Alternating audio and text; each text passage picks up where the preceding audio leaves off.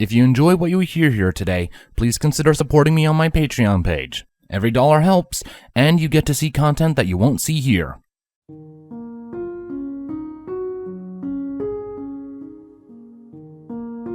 All That Glitters by WebDog177. Even now, weeks later, Twilight is still unable to properly explain what possessed her into taking that first bite. The spell had gone over as well as can be expected for a first attempt. She was a little apprehensive at first. What unicorn in their right mind trying out a full-body transformation wouldn't be? But in the end, after double and triple and quadruple checking the formula and the magic behind the spell, she knew she'd get it right. She always did. Though, actually becoming a dragon was much different than simply theorizing about it. Wasn't so different from being a pony, really. Everything looked the same, smelled the same, sounded the same, if not a little sharper with her larger ears and reptilian eyes. Clearer. Crisp. Her new body took some getting used to. About 3 minutes worth of methodically testing out her new, stronger limbs, a prehensile tail, and scaly hide instead of fur. Her face in the mirror was another matter entirely. Purple slitted eyes splashed with gold and the iris gleamed back at her, eyelids sliding shut once vertically and then again horizontally.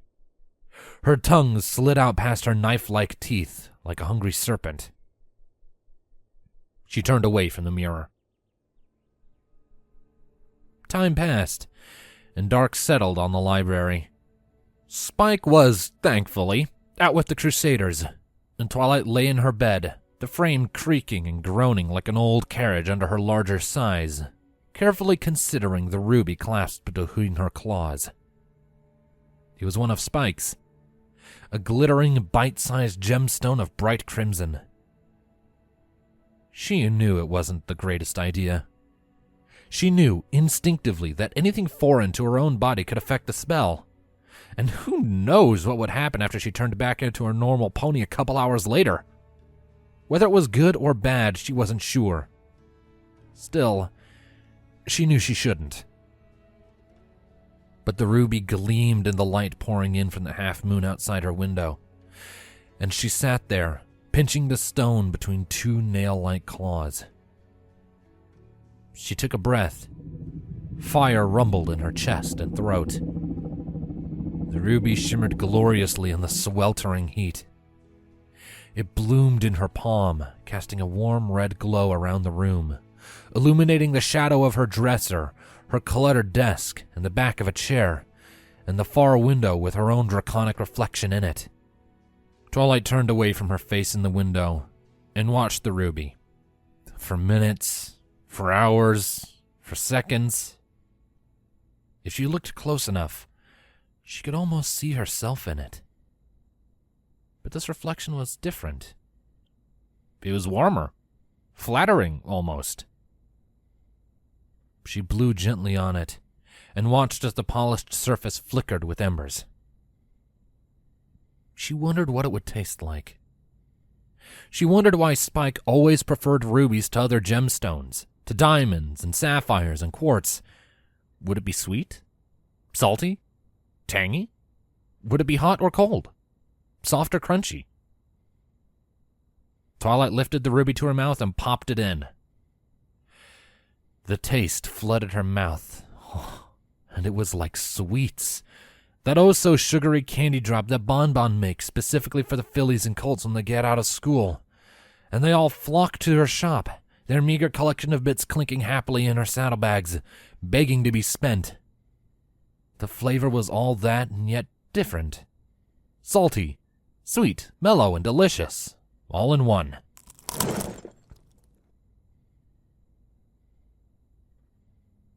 It was just as well that Spike never noticed the missing ruby, but Twilight should have known that her number one assistant would eventually notice if his entire collection of rubies, as well as an assortment of sapphires and emeralds, had conspicuously disappeared.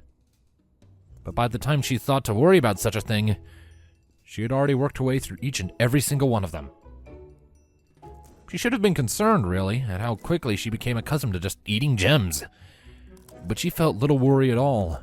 Not with the variety of new and wonderful flavors assaulting her taste buds with every glittering stone she cracked between her teeth. Emeralds were crunchy, salty, like fresh hay fries, loaded with ketchup and the kind of cheese you break off entire chunks to melt on top of them. The kind that makes your mouth water but so desperately dry at the same time. Sapphires were brittle.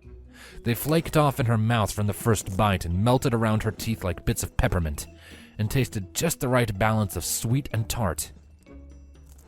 But rubies. Oh, rubies. Those are still the best. Sweet, like candy drops, and crunched and crushed in her maw, like hugs from her mother and playing with her brother in the sunshine, and being surrounded by her friends, talking about everything and nothing, until Celestia's sun settled behind the horizon, and how the light caught in the reflection and spun along its surface, entrancing her to just take one more bite. Just one more bite.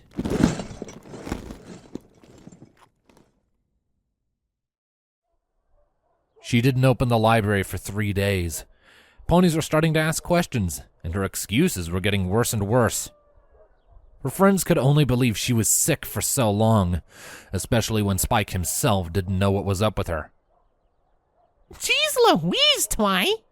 Pinkie Pie would say when Twilight opened the door to the bathroom, and surprise, surprise, there she was. It's so hot in here!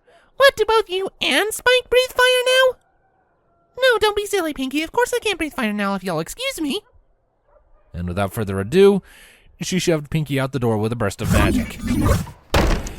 There had to be some more gems squirreled away in the library somewhere. Spike wouldn't just leave her hanging like this. He couldn't.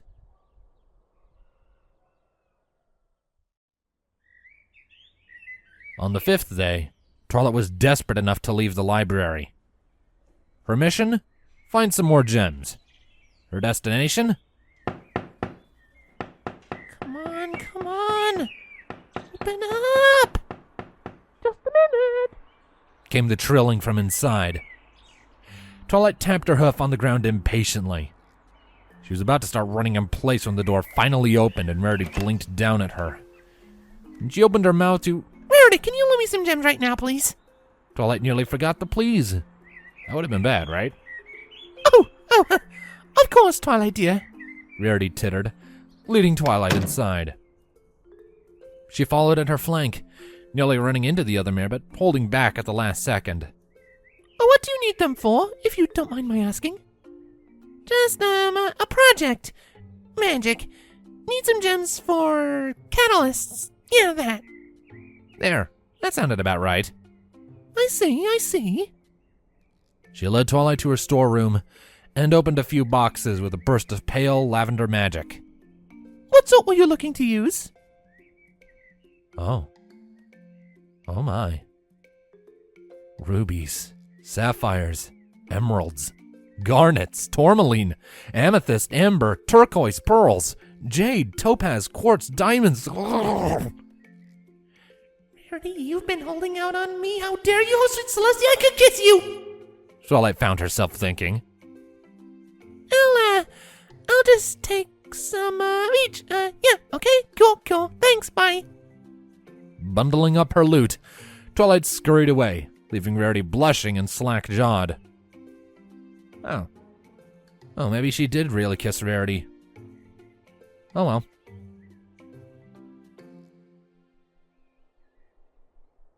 Twilight tried amber. It was an odd taste.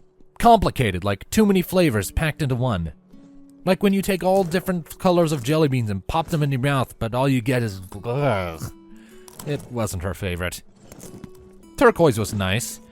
A bit bland and chewy, but a good aftertaste, making her want more and more, and... Oh. She's out now. Oh well. Amethyst was great. Maybe her new favorite after Ruby. Like coating your tongue in sugar and chugging grape juice, with none of the grainy aftertaste you get from the sugar going scritchy-scratch down your throat. Tourmaline was interesting. Both crispy and soft. Crispy outside, but once you got through the outer shell, it was like taffy stretching and melting all down your throat. And banana. Like banana taffy. Yum. Jade was... Nope. Twilight didn't like Jade. She spat that out and the molten remains popped and snapped at the wooden floor, making her squeal and flap her leathery wings in shock. But Diamond... Wow! What a rush! Diamond was salty and tangy, and then bitter, like coffee you could bite and chew and swallow and peck out of your teeth, and oh, so good! She wanted more, and she ate the entire clawful in one gulp. She giggled, flames licking at her jaw. She wondered what other kinds of gems she could find.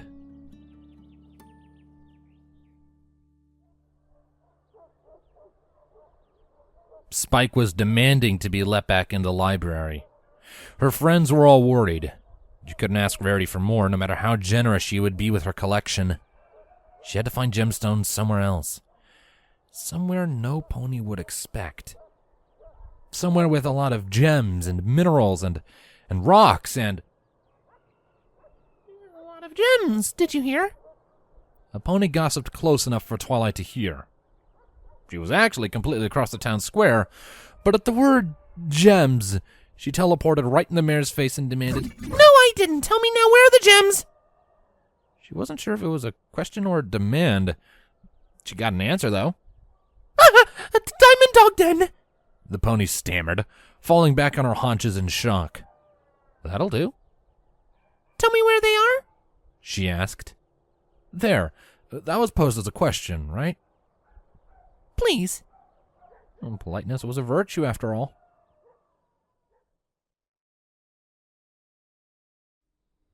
It was ridiculously easy to find the Diamond Dog Den. Even easier to convince the residents to find somewhere else to live. Twilight got the impression they didn't want to leave, but really she didn't give them much choice. It was weird how much the idea of all those gems and tasty minerals helped convince Twilight to try out her mass teleportation spell. She'd never actually tried it out on live subjects before.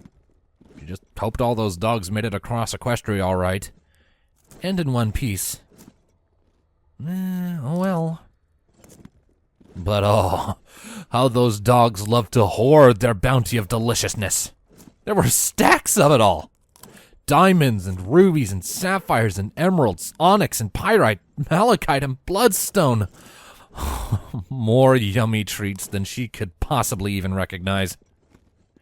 Stone after stone, both cut and uncut, she popped into her jaws, snapping and crunching, chewing and grinding, feeling the tangy sweetness and the salty sourness of it all. Gems and stones melted between her fangs and played on her forked tongue. Molten goodness teasing new, distinct flavors that mixed together to form a magic all its own.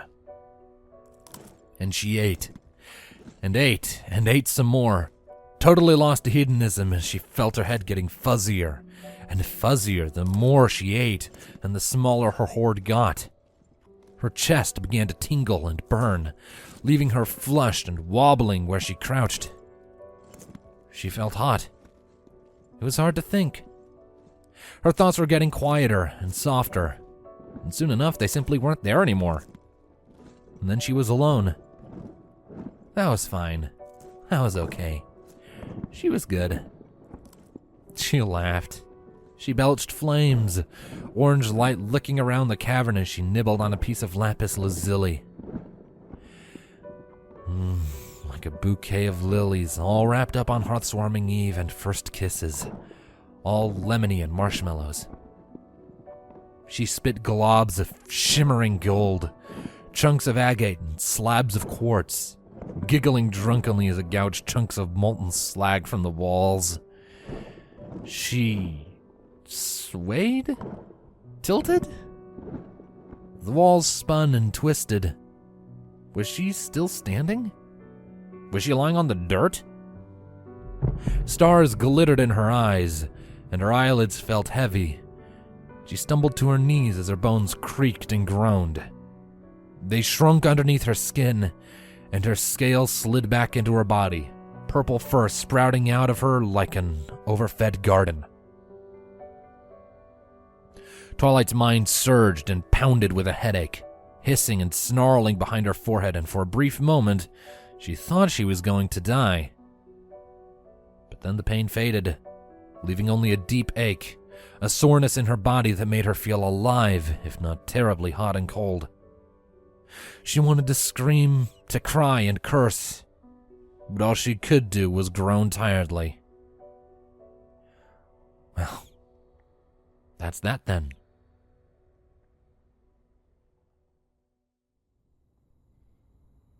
Spike was asleep in his bed when Twilight finally dragged herself home. She considered waking him up, telling him everything that happened the past week. Would he be mad? Would he find it funny? Would he think she was crazy? Well, no time like the present. Shrugging, she poked him twice with a hoof. Spike. The little dragon jerked awake with a snort. What was that? Twilight? He blinked once, twice, and then balked at her. Whoa! What cave did you crawl out of? She must have looked as bad as she felt then. It was me, she said. I ate your ruby. And emeralds. And sapphires. They were delicious. Are you mad? Sorry, she added, because she felt she should. The little dragon blinked a few more times, and then cracked a grin. Yeah, I remember my first ruby. And with that, he rolled over and went right back to sleep. Huh.